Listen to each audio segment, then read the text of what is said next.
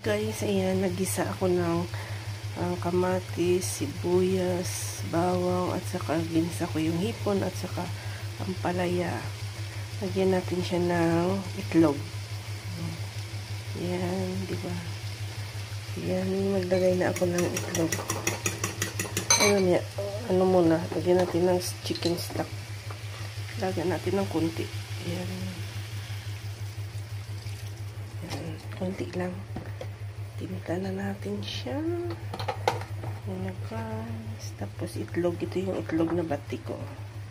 Ilagay ko siya. Diba?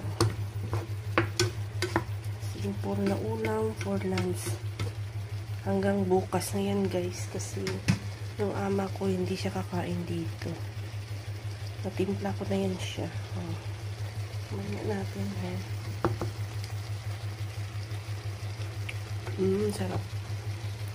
Yummy. Ang galing. Lagay ko na yung itlog para takpan na lang natin siya pagkatapos. Ang sarap guys. Ayan, lagay na natin ng itlog. O diba?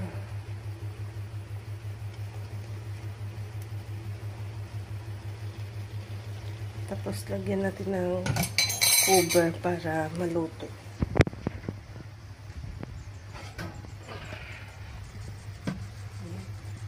Ayan guys, thank you for watching.